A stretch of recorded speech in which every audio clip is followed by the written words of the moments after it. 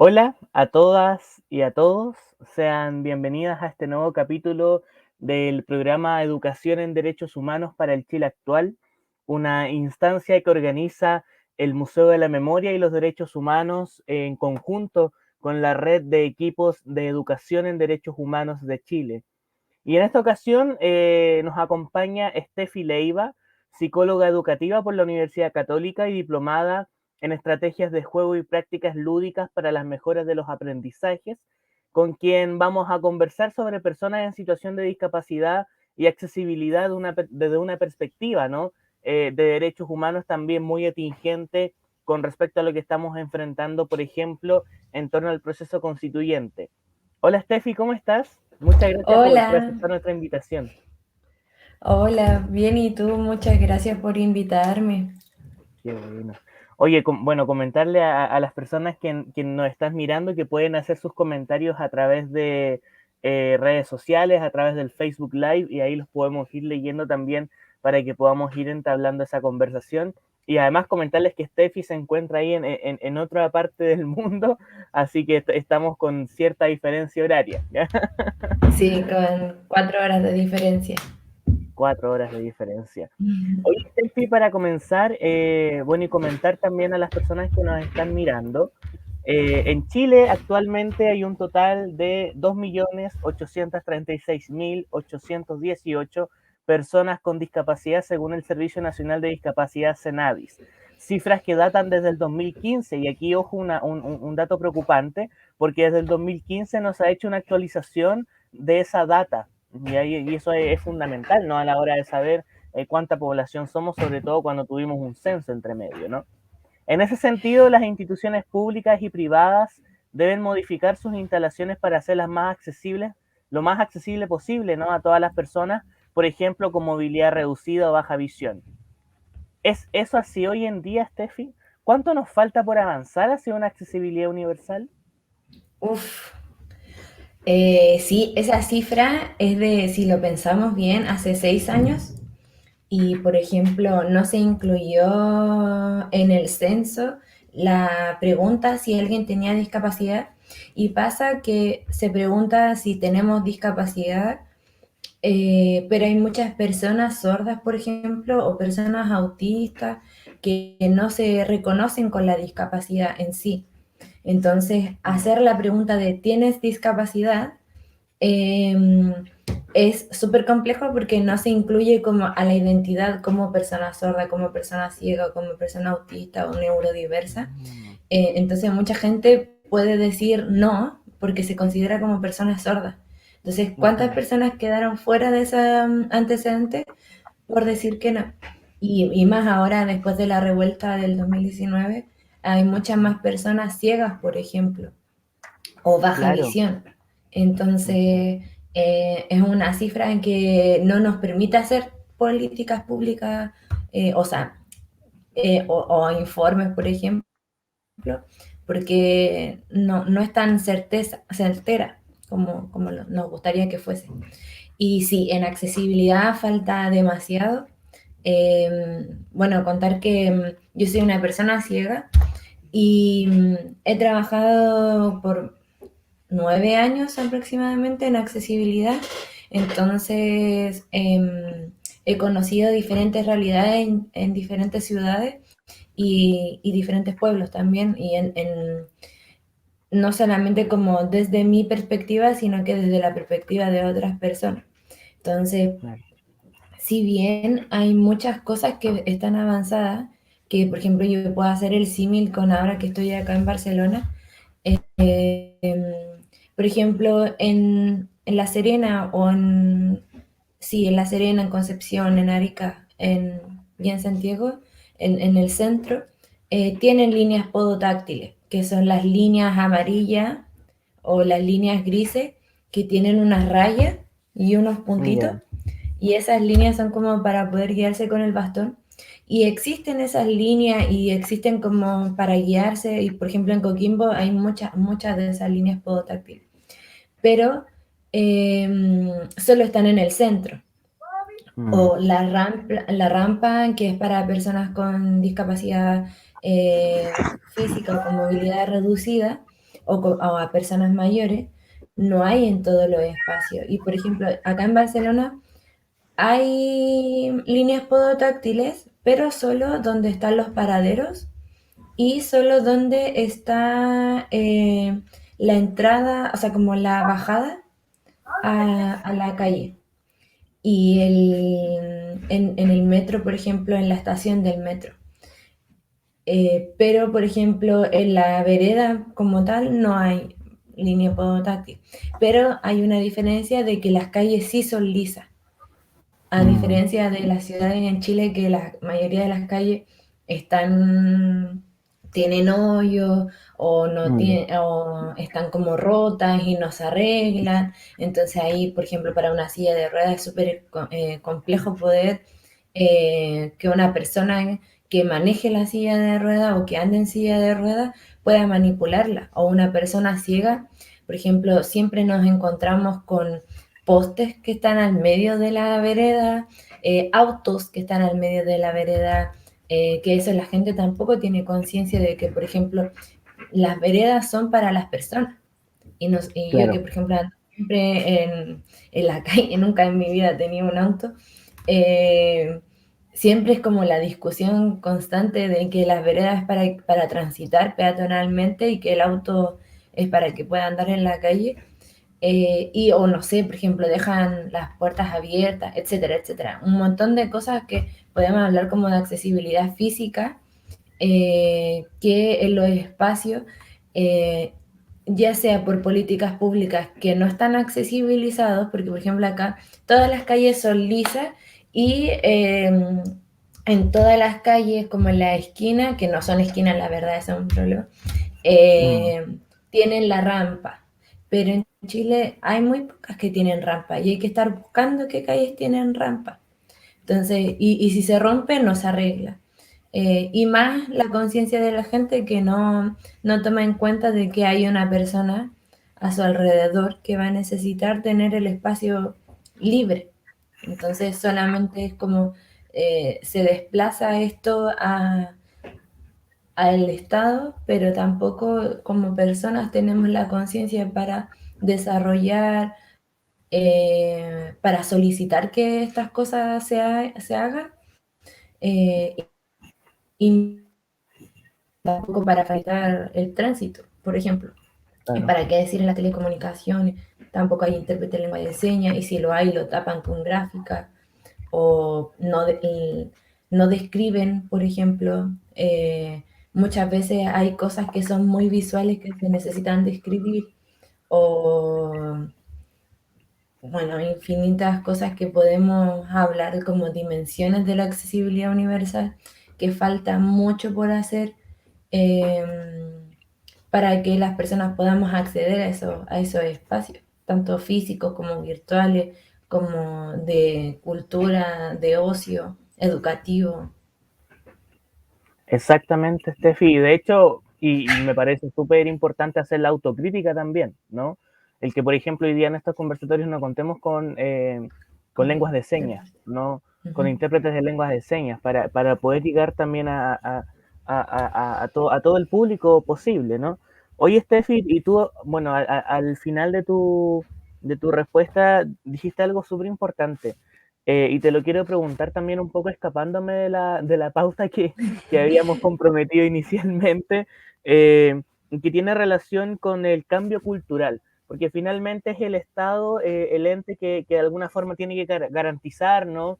El derecho de todas las personas, el acceso, etcétera, pero de alguna forma también necesitamos ese cambio cultural, porque finalmente el Estado no va a estar regulando todos los espacios necesarios y hay cosas que pasan por la sociedad misma. ¿Qué crees tú de eso? ¿Se necesita un cambio cultural real, contundente? ¿Y de qué forma podemos avanzar hacia ese cambio cultural? Sí, definitivamente se necesita ese cambio cultural.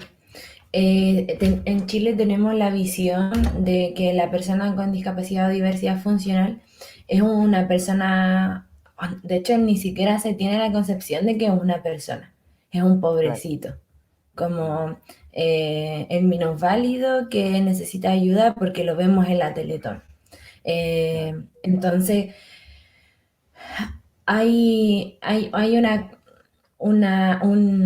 un inconsciente colectivo, unos prejuicios y estereotipos sobre las personas con diversidad funcional que hacen que las personas no nos traten como personas y que no nos vean.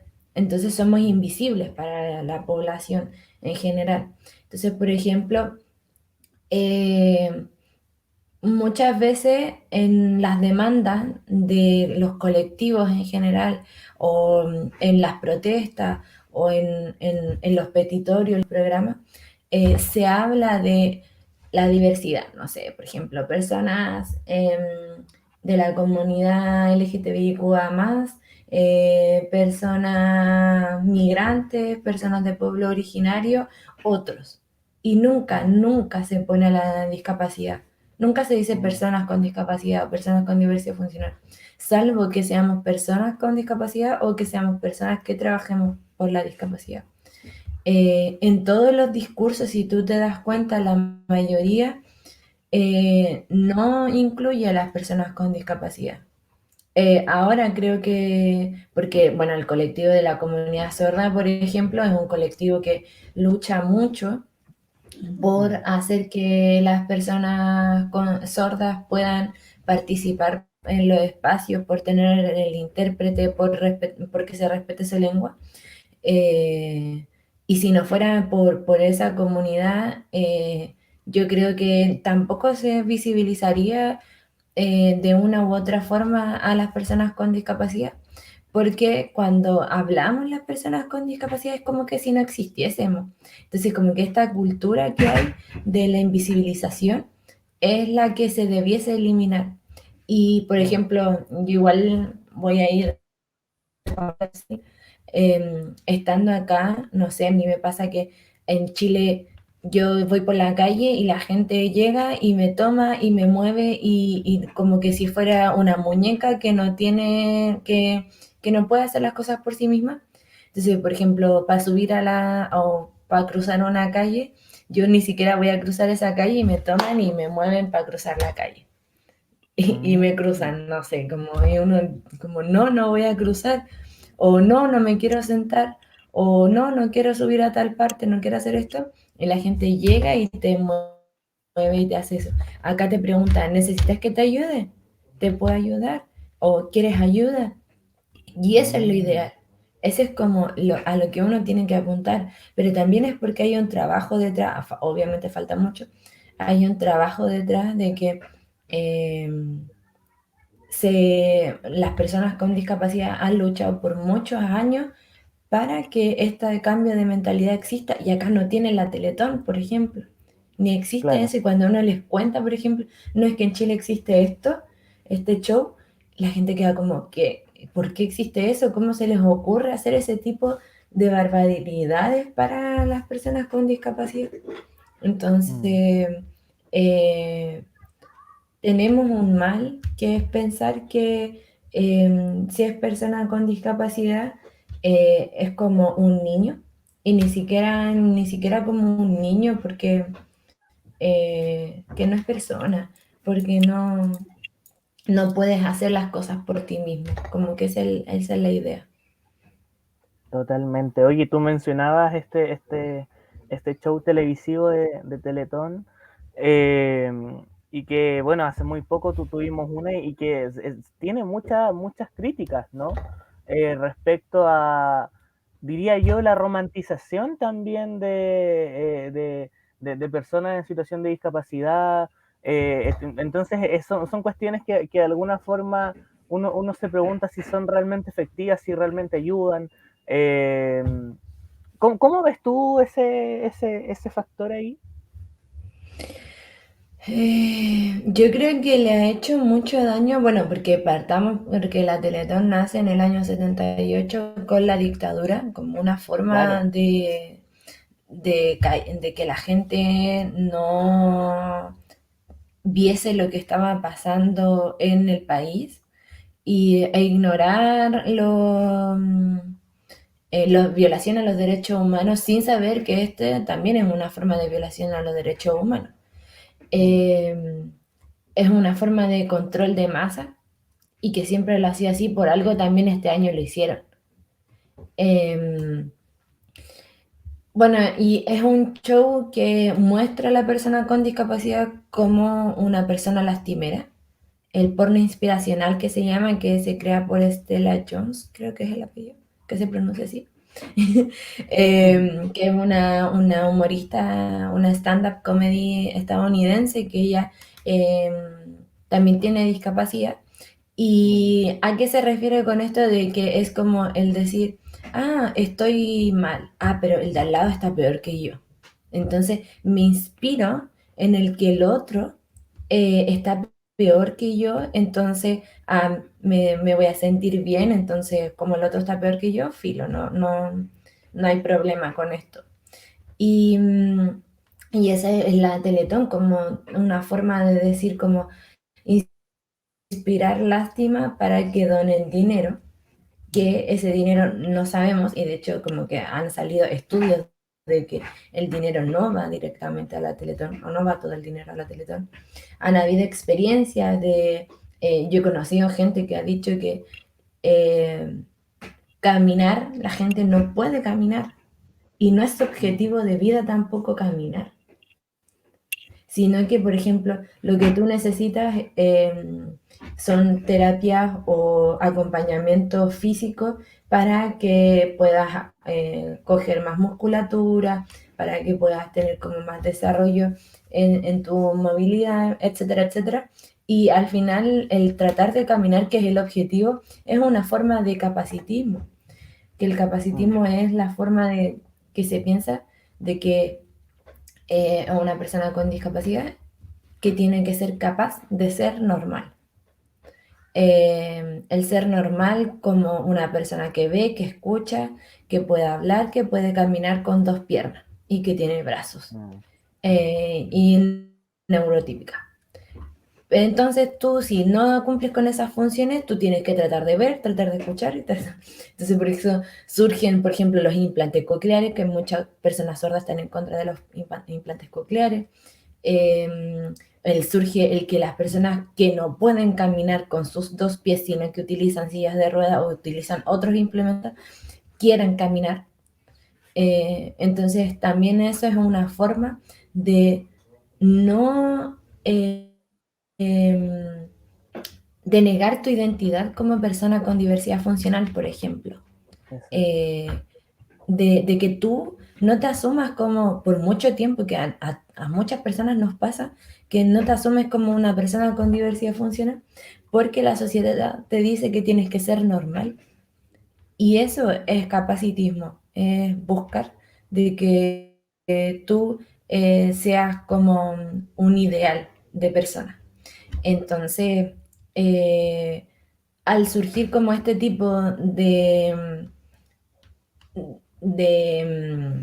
centros, de shows principalmente, porque bueno, los centros también atienden a menos del 1% de la población que tiene algún tipo de discapacidad, que eso también es como Claro. otra cosa, porque es muy poca gente la que puede acceder, la gente puede acceder. Y ¿a qué es lo que necesita acceder a la gente? Son a terapias físicas que les permita llevar una mejor calidad de vida. No que quieran caminar, porque hay muchas personas que por su calidad física no pueden caminar, sino que necesitan ciertas terapias. Entonces, eso es lo que nos hace mal, el hacer que queramos ser algo que no somos y el Oye, que mostrar a la persona con diversidad funcional como pobrecito.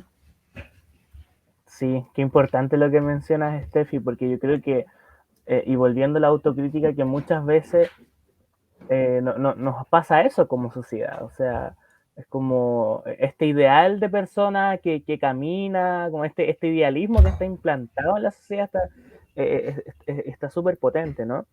Oye, y Steffi, bueno, hay algunos comentarios en redes sociales que los voy a leer ahí para que vayas Mm, enterándote más o menos el público. Dice aquí Sonia Aburto, saludos desde Francia. Dice que allá son las 4 de la tarde también allá en Francia, así que saludos para Francia. Francisca Díaz nos dice, grande Steffi. Y aquí hay una pregunta bien interesante, pero que me gustaría dejarla para después porque vamos a tocar el ámbito de la educación. Precisamente nos preguntan sobre ese ámbito de la educación. Y así que vamos a ir desglosando esas materias. Steffi, y para que vayamos un poco haciendo este recorrido por algunos derechos fundamentales, mucho se ha hablado de integración a personas con discapacidad, ¿no? Por ejemplo, en el ámbito laboral. Actualmente la normativa vigente exige a las empresas el tener cierta cantidad mínima de personas contratadas con discapacidad, ¿no? ¿Consideras que es una medida efectiva para la integración? ¿Hay un real compromiso de las empresas en torno a la integración de personas con discapacidad? Voy a hacer un alcance, como una diferencia de concepto Ya, por la pregunta. Entonces, entendemos que integración es cuando tú estás excluido de un grupo social y yo como persona ciega me excluyen de un grupo, por ejemplo, de un círculo de estudiantes o en este caso del trabajo, y lo que hacen es integrar. Entonces me dicen, ya, tú puedes entrar, pero no se hacen las adaptaciones o las adecuaciones para que yo pueda participar según mis necesidades, según mis diferencias individuales en el grupo. Entonces, si hablamos como, si pensamos por integración, esta ley sí lo cumple, como sí integra a las personas con pero discapacidad, no, pero no cumple con la inclusión como con tal, la ¿no? inclusión. Entonces, si Ah, ok, hablamos de inclusión, por ejemplo, la inclusión es cuando ya hay una persona que está excluida de un grupo y hacemos que esta persona entre al grupo y se adecúan las cosas que la persona necesite para que esta persona pueda participar en igualdad de condiciones o de acuerdo a sus necesidades o a sus diferencias individuales. Entonces, esa es siempre la confusión entre integración e inclusión, y a mí me gusta más como la accesibilidad universal, el diseño universal, más que de inclusión o integración, eh, buenísimo. que ahí vendría siendo como el adaptar desde antes, por ejemplo, el diseño universal, que sería diseñar desde un principio un espacio en función de que sea accesible para todas las personas, según las necesidades que podemos pensar que todas las personas tienen. Y la accesibilidad es cuando hay un espacio que ya está hecho, pero lo accesibilizamos para que todas las personas puedan acceder. Entonces, Mm, sí, esta ley, que es la 21.015, dictada en el 2018, sí cumple con la integración. Porque, ¿qué es lo que solicita? Solicita que el 1% de la población que tiene, si por ejemplo hay una empresa de 100 trabajadores, el 1% de esa empresa tiene que tener algún tipo de discapacidad. claro, También incluye gente que esté inscrita en el COMPIN con alguna enfermedad como crónica.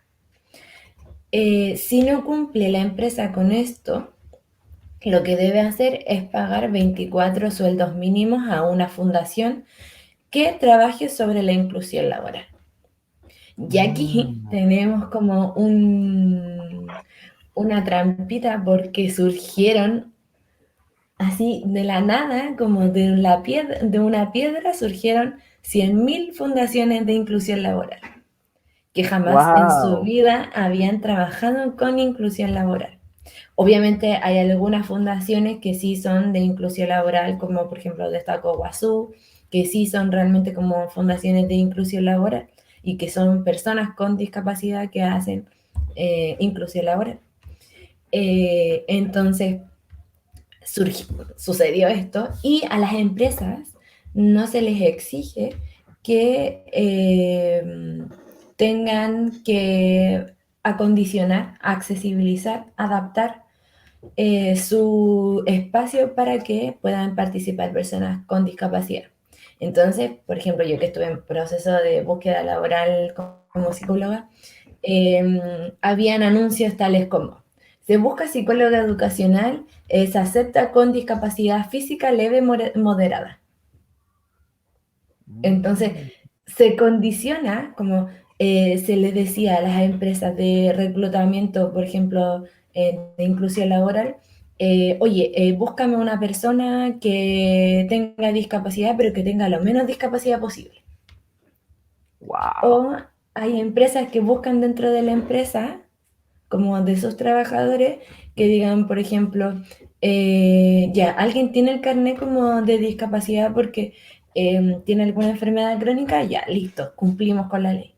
O muchas veces prefieren pagar a las fundaciones, porque 24 sueldos mínimos para ellos no es nada. Es Claro. como donar a la Teletón y listo. Mm, Eh, entonces, sí, cumple con la integración, porque han habido algunas empresas algunas personas que han podido tener inclusión laboral, pero hay personas que han entrado a trabajar y que no se les ha acondicionado, entonces están ahí como haciendo nada. O han salido también como denuncias por odio dentro de las empresas o, o muchas personas que no encontramos trabajo como profesionales porque al final lo único que se dice que, o sea, como se vuelven a condicionar los trabajos. Entonces, por ejemplo, call center, cajero, sin desmerecer como estos trabajos, sino que solo se ofrecen esos trabajos, por ejemplo. Entonces, quienes somos mm, profesionales y tenemos algún tipo de discapacidad, no se nos ofrece el trabajo. Wow.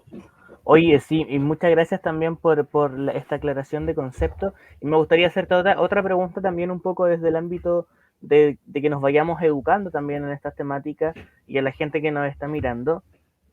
Yo comencé presentando esto en torno a personas en situación de discapacidad. ¿Está bien ese concepto o utilizamos otro concepto? Está bien, como que está aceptado, ¿Ya? pero por ejemplo en la Convención de Derechos Humanos, que es la convención que se hizo con personas con discapacidad, Ujú. que participaron personas de Chile, personas que son muy buenas en lo que hacen, eh, se como ganó el concepto de persona con discapacidad. Ok. Luego, en el gobierno de Bachelet, creo que fue, no estoy segura, hubo un director del Senadis que acuñó como el situación de calle, el situación de discapacidad. Sí, hay muchas personas que no estamos muy de acuerdo con el situación de discapacidad porque está acuñado por una persona que no trabaja sobre el tema y que no entiende sobre el tema, sino que es como un diminutivo para decir como eh, la situación. O sea, yo siempre voy a ser ciega. Lo que Mm, cambia es que, por ejemplo, si van a estar adaptadas las cosas, van a tener braille o van a tener audio o van a ser accesibles en la calle, eso es lo que va a cambiar. Y acá en España, en el año 2005, el Foro de Vida Independiente de Personas con Discapacidad lo que hace es acuñar el concepto de persona con diversidad funcional, Ah, que el buenísimo. concepto de diversidad funcional, igual hay muchas personas que lo ocupan, algunos somos más críticos, por ejemplo, que un concepto igual europeo, que tienen como Mm, la accesibilidad mucho más garantizada, eh, que la diversidad funcional alude a que hay una diversidad de personas que funcionan diferente o de diferentes formas. Por ejemplo, yo no leo con los ojos, sino que leo con los dedos o con los oídos. Entonces, esa es mm, mi forma de funcionar. Yo lo encuentro un poquito como capitalista el concepto, pero se utiliza y funciona para lo que necesita. Y en Chile también el colectivo de acción mutante acuña el concepto de disidencia funcional, como desde la perspectiva de las diversidades de género y sexuales, mm, eh, que como yo soy una persona que disiente en las formas que se funciona. Entonces, hay muchos conceptos, pero uno puede utilizar, o sea, está bien igual el de situación de discapacidad, depende de cómo se mire también. claro. Ya, muchas gracias por ese hincapié, muy importante. Oye, Steffi, y para irnos un poco al mundo de la cultura, que es precisamente acá donde, de alguna forma el rol también que va cumpliendo el museo, eh, también desde su ámbito educativo en derechos humanos, pero particularmente en la cultura, por supuesto que nos quedamos al debe en materias de accesibilidad. No solo basta, ¿no?, con una rampa de acceso para personas con silla de ruedas, ¿no?, con movilidad reducida. ¿Qué medidas debiésemos implantar, por ejemplo, en espacios culturales para realmente hacer de la cultura un ámbito accesible para todas las personas? Partir por el reconocimiento de la lengua de señas chilena, por ejemplo, como se tiene inglés, francés o cualquier tipo de idioma en los museos o en los espacios culturales, partir que se tenga también interpretación en lengua de señas como medida en los espacios culturales. Siguiendo con que siempre pueda haber un área táctil, de que si se va a tener alguna, por ejemplo, estoy pensando en los museos principalmente, que es donde yo más me he desenvuelto. Tener las áreas táctiles, que por ejemplo vaya a haber o una réplica del espacio o que se pueda tocar también la exposición. Que tengan audiodescripción. La audiodescripción es la descripción de lo que va pasando de las imágenes en audio, con voz. Puede ser una voz en off o una voz en vivo. Que esto se utiliza mucho en teatro. Pueden utilizarse voz en vivo también, en vivo. Y en cine también, que se ocupan voz en off, o en series, películas, documentales. Y que, por ejemplo, si las exposiciones van a tener video, tiene que tener lengua de señas, subtítulos y descripción. Claro. Si las redes sociales que tiene el espacio, tiene que tener la descripción de la imagen en la publicación. Si hay un video, que tenga la lengua de señas. Garantizar ese tipo de elementos que se ven súper difícil, pero una vez incorporados ya no es tan difícil. Una vez sabiendo cómo se tienen que hacer y trabajando con las personas con diversidad funcional, por ejemplo, eh, garantiza que las personas podamos acceder a estos espacios culturales.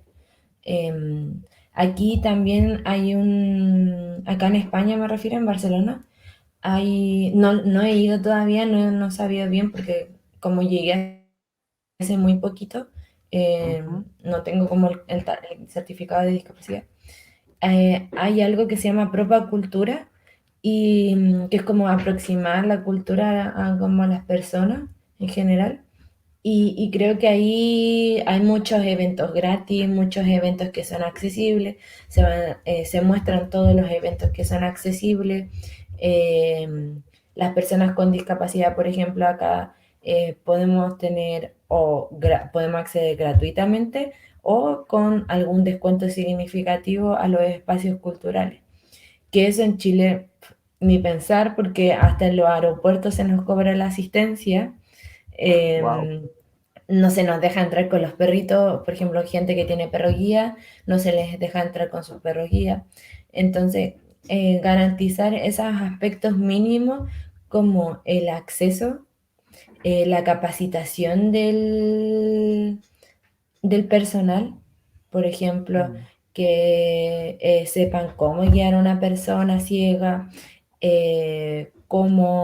a saber lo mínimo en lengua de señas, que las personas sepan cómo referirse a las personas con discapacidad, etcétera.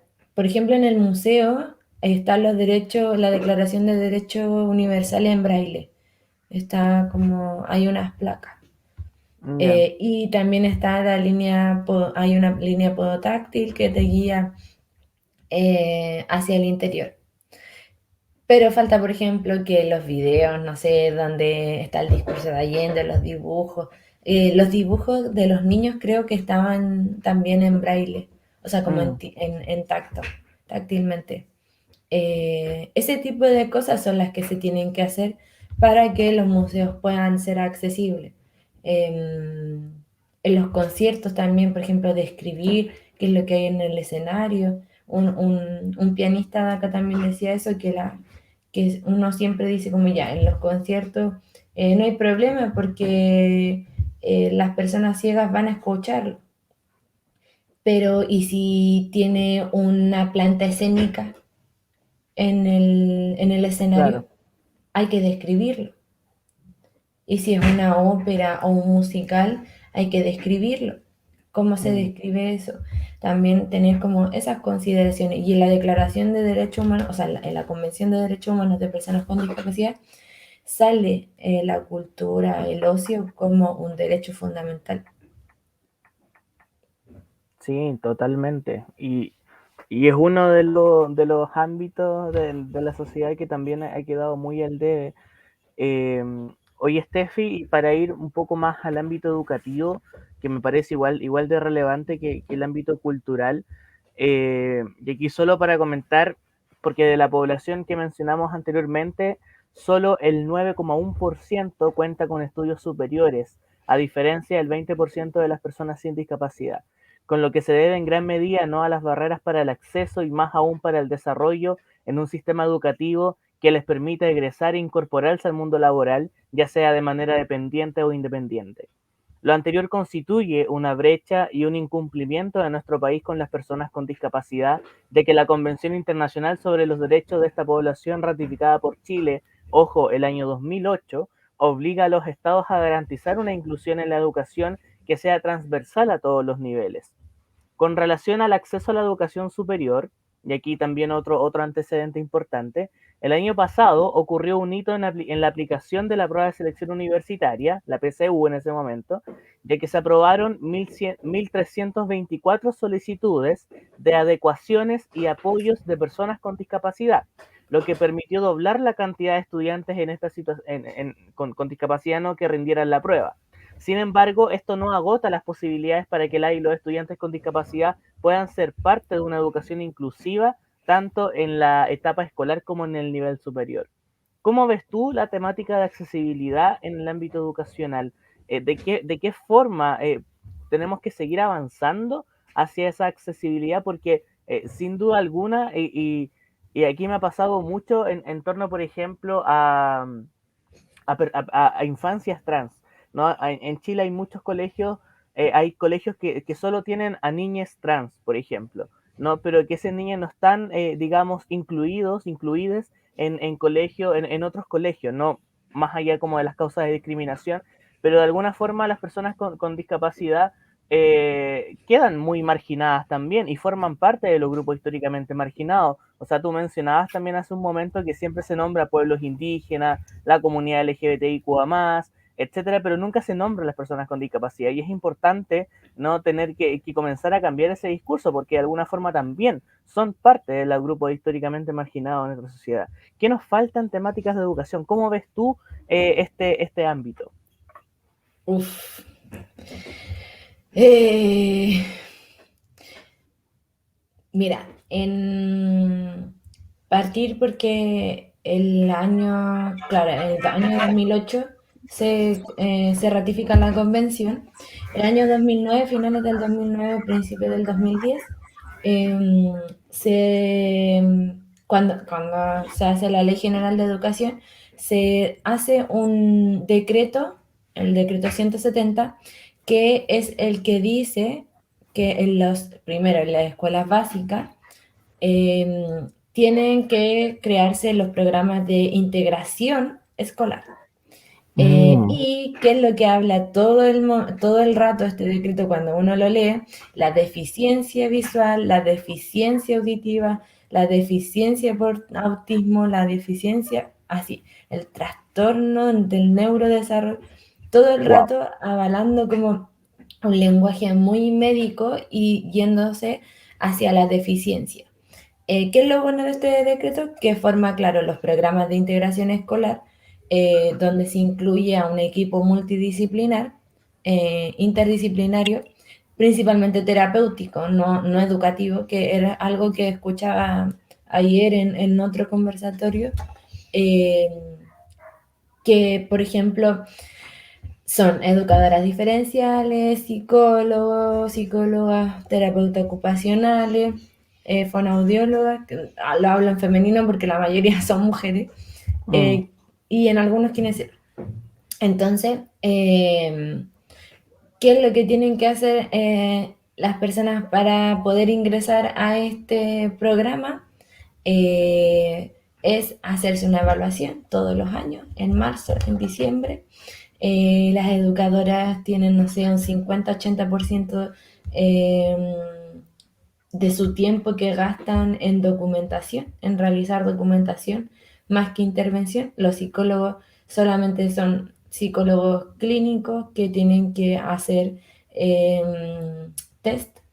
Entonces, por ejemplo, a mí jamás me dejaron entrar a un pie porque no podía hacer los test, porque no me dejaban adaptarlo.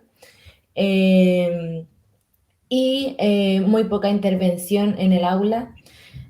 Y lo que dice esto es que por cada, no sé, por los niños que son con necesidades educativas especiales mm, permanentes, se les va a pagar al colegio, a ese niño, un monto que es más alto que el de un niño común.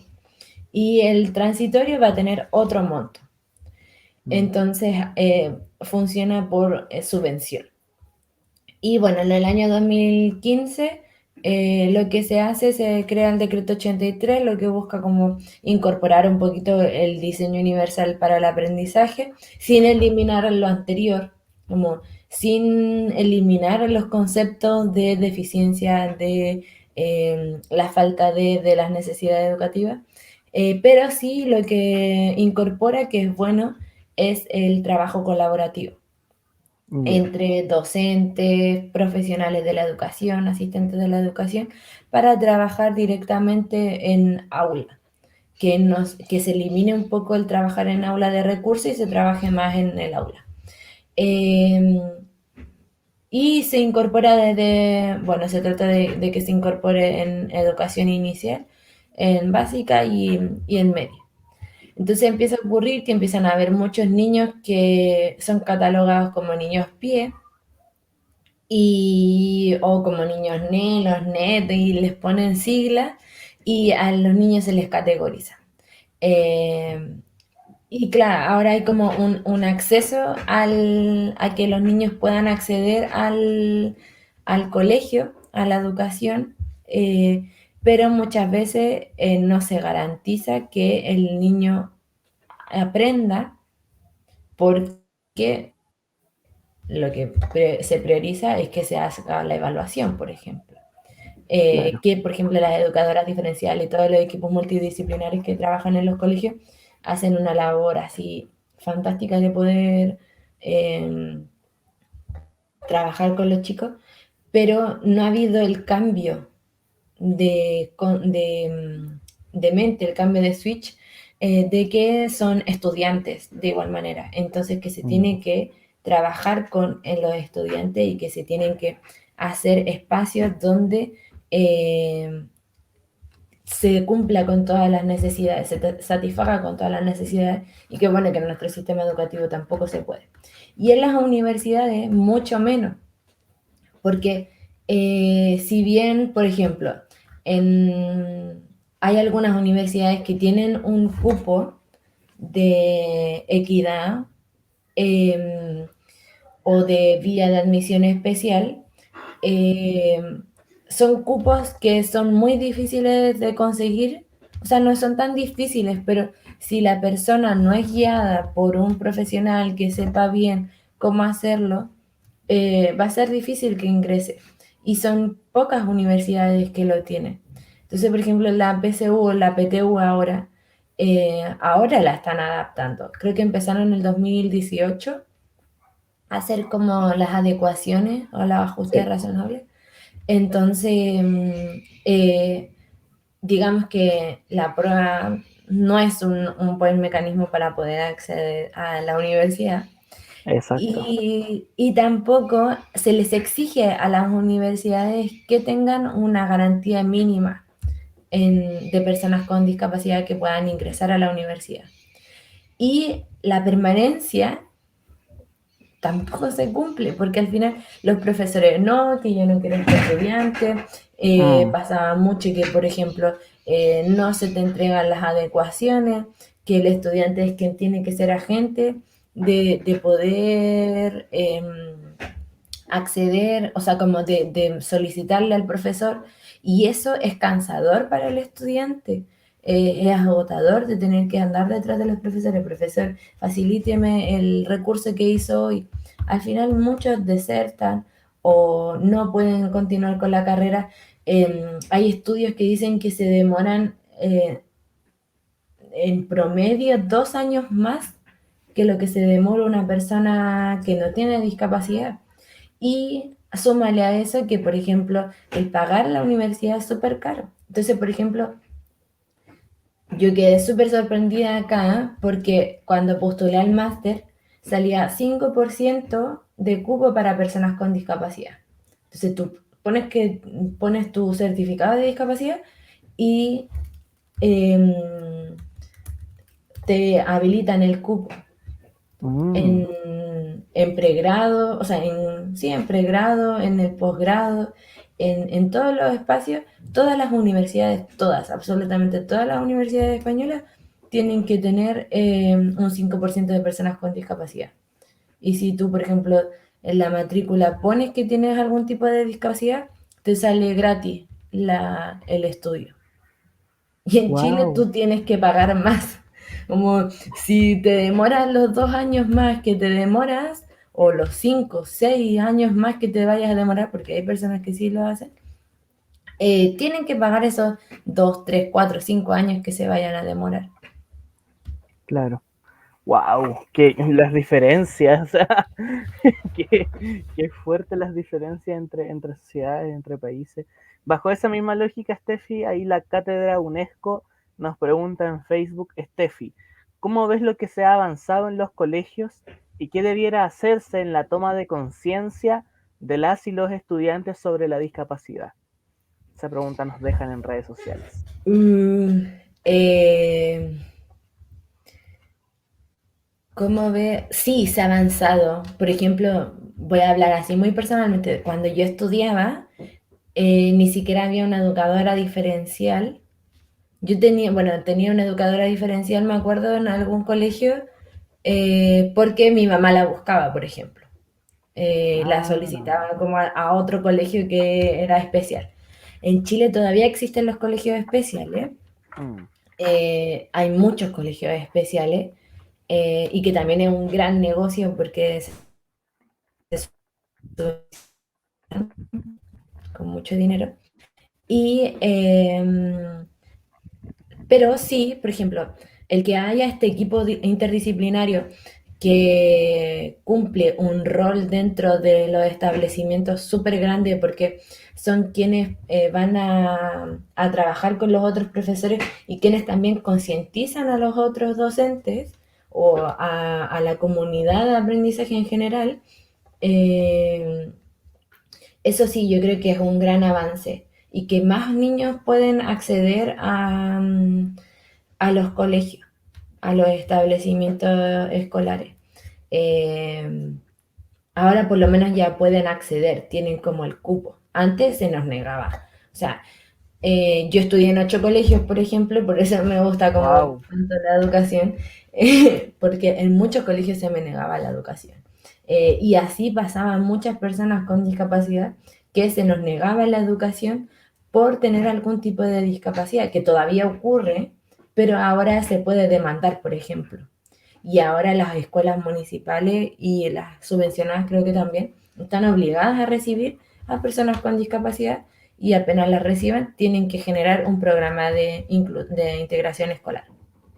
mm, Eh, entonces sí, ha avanzado bastante, pero lo que necesitamos, bueno, para el cambio de conciencia, uno es hacer conversatorios como este para que la gente pueda conocer, eh, que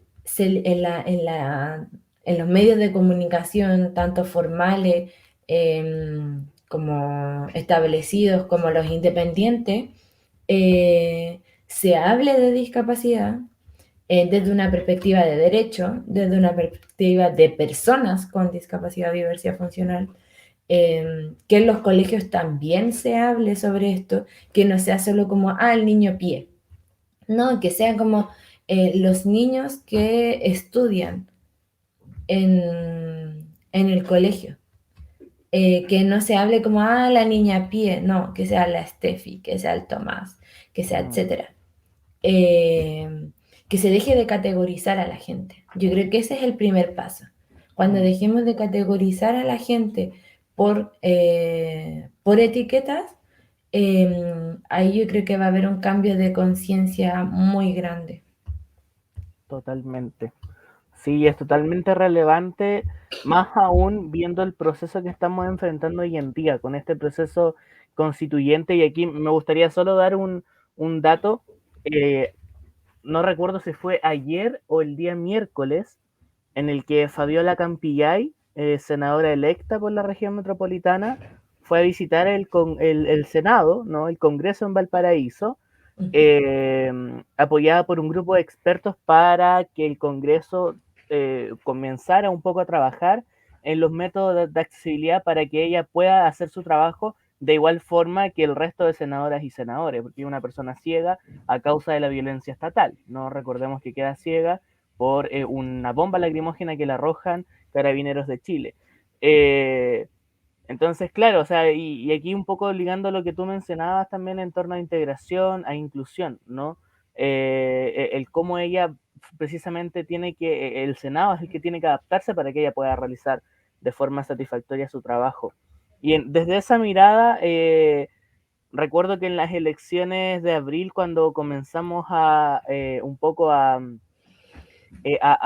ver las candidaturas para la convención constituyente, aparecieron muchas candidaturas de personas con discapacidad que de alguna forma buscaban la representación de este grupo históricamente marginado en ese en este lugar de representación que buscaba no cambiar las reglas del juego. Desde esa perspectiva, ¿de qué forma podemos asegurar y de qué forma se puede establecer en la nueva Carta Magna, Steffi, los derechos de las personas con discapacidad? Porque de alguna forma, y aquí tú lo mencionabas muy bien, ¿no? Finalmente hay muchas personas con discapacidad que tienen, y fundaciones y organizaciones sociales que tienen mucho trabajo, ¿no? En estas materias y que han trabajado años en estas materias, ¿no? Y personalmente me pasa, ¿no? Que es importante que esas organizaciones, que esas personas puedan participar del proceso constituyente, para que puedan entablar cuáles son sus propuestas en torno a la nueva constitución. Pero muchas veces eso no pasa y los mecanismos de participación popular muchas veces quedan a la arbitrariedad, muchas veces no son accesibles tampoco. Entonces, ¿cómo podemos realmente asegurar un mecanismo de participación para estas personas, para estas organizaciones y que podamos no incluir en la nueva constitución que esperamos que se pueda construir lo más antes posible, ¿no? Sí, yo creo que para la Constitución lo que se debiese hacer como principal objetivo es escuchar a los colectivos que están exigiendo que sean escuchados. Por ejemplo, el colectivo de derechos humanos de personas sordas, creo que por ahí también Colectivo Nacional de Discapacidad, que hay otros también grupos, organizaciones que han trabajado para, o sea, como exigiéndole a la Constitución que estén dentro las personas con discapacidad.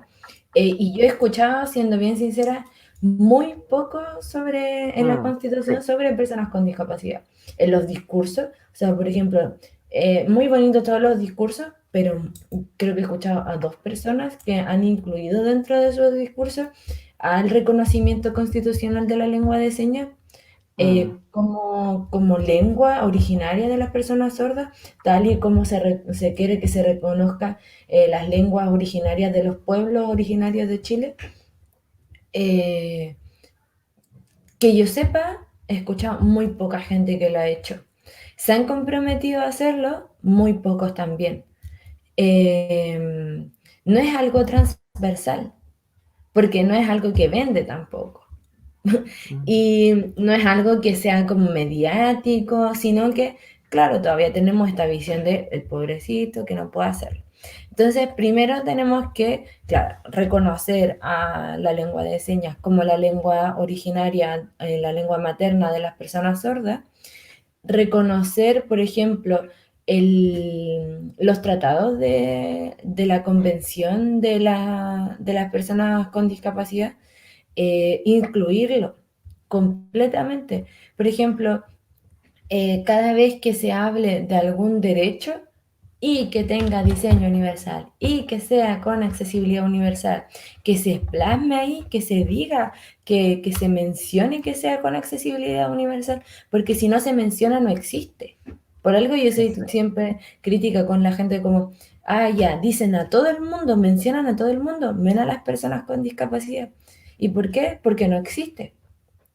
Entonces es fundamental que se mencione que sea con diseño universal, con accesibilidad universal, que la lengua de señas va a ser un ramo, no sé, obligatorio en todas las escuelas, que el saber cómo guiar a una persona ciega también va a ser un taller obligatorio en todas las escuelas, como el hacer que desde los niños más pequeños puedan saber cómo guiar a una persona, cómo referirse a una persona con discapacidad, eh, cómo llevar a cabo este tipo de situaciones, tiene que ir también, yo creo que en esta constitución.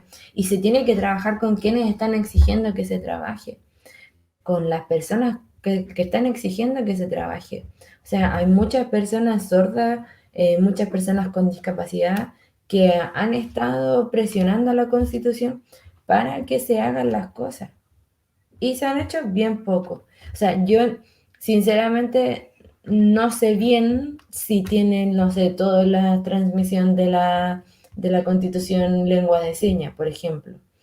Claro. Eh, Cuando los constituyentes suben sus fotos, yo a todos los constituyentes que sigo, ninguno tiene descripción de la foto.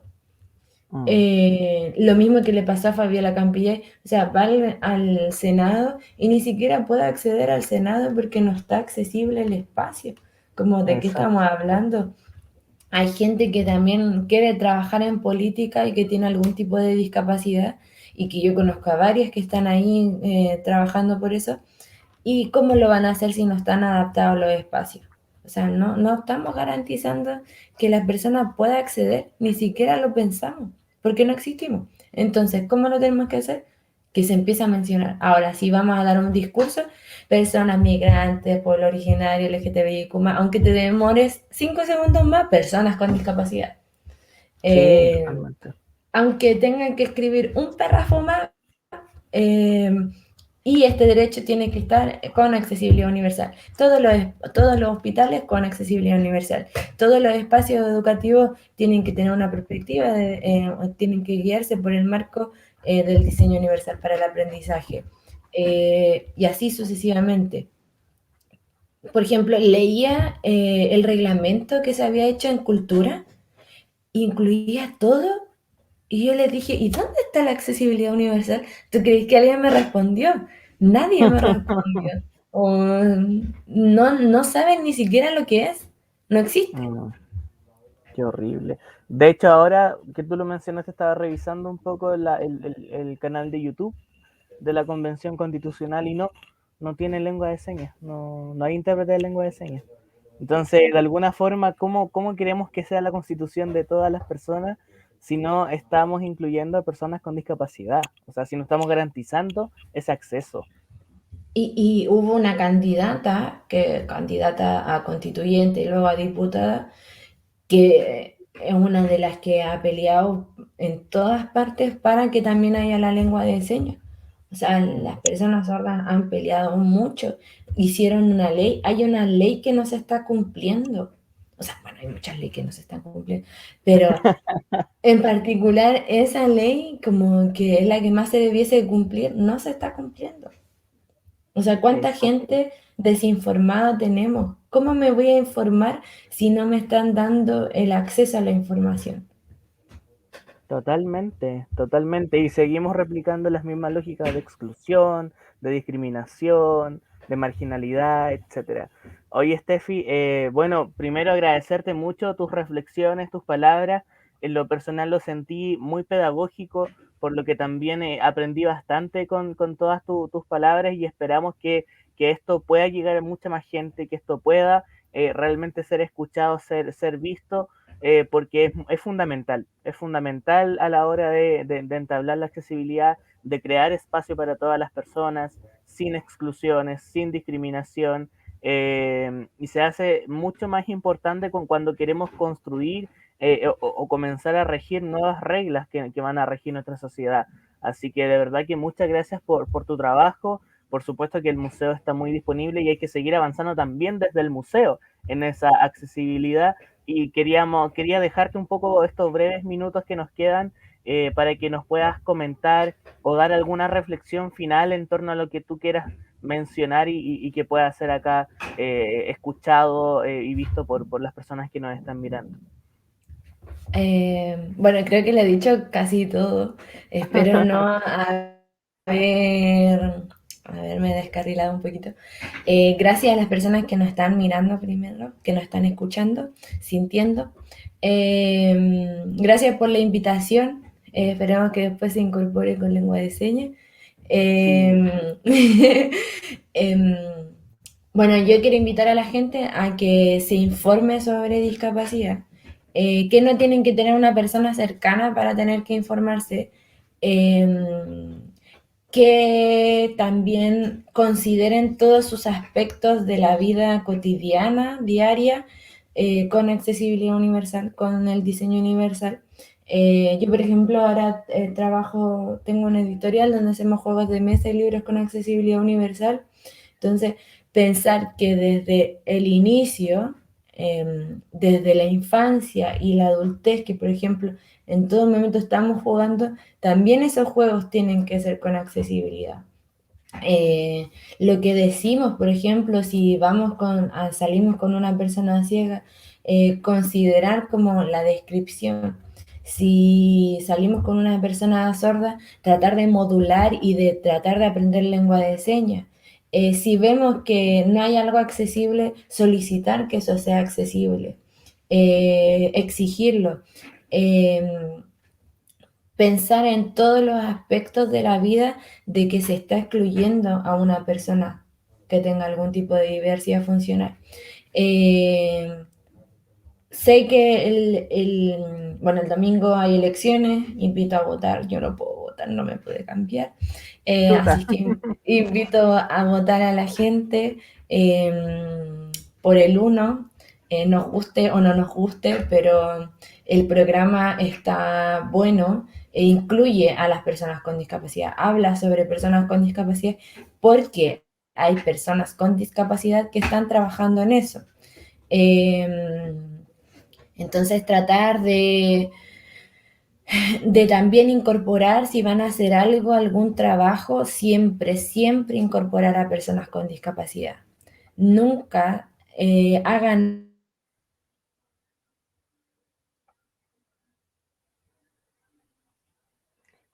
Parece que tenemos ahí algunos problemas de conexión con Steffi. Justo estábamos cerrando este conversatorio. También háganlo con las personas con discapacidad. Hay muchas personas que tenemos expertise sobre el tema o sobre otras temáticas que a lo mejor no son ni siquiera discapacidad, pero sí van a tener experiencia en su temática. Invita a que si tienen empresas o si trabajan en algo, contraten a personas con discapacidad. Trabajamos un poco más lento, pero trabajamos bien. Eh, y que también velen por incorporar el diseño universal en sus vidas. Si van a hacer algo, piénsenlo desde el principio. ¿Cómo hago para que una persona autista no tenga sobreestímulo? ¿Cómo hago para que una persona con movilidad reducida pueda acceder a este espacio? Y así sucesivamente. Piensen en todas las necesidades. Se van a demorar un poco más al principio, pero después no van a tener que mejorar nada. Así que esa es mi recomendación. Muchas gracias por invitarme. No sé si me pueden seguir en redes sociales, no mentira. Por Pero supuesto que sí. eso es. Sí, por supuesto que sí. Ahí busquemos a Steffi Leiva en redes sociales para conocer mucho más su trabajo, y seguir informándonos y seguir educándonos en estas materias. Así que muchas gracias, Steffi, por todo tu trabajo. Espero que el máster allá en Barcelona vaya muy bien. Así que ojalá pronto tenerte nuevamente por acá, y a seguir trabajando y a seguir construyendo desde ahí, ¿no? Un abrazo a todas las personas que nos vieron.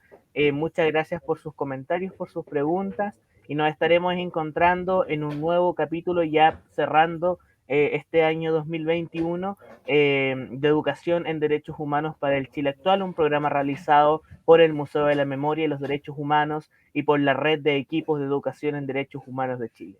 Muchas gracias y nos estaremos encontrando en otra ocasión. Chao, chao.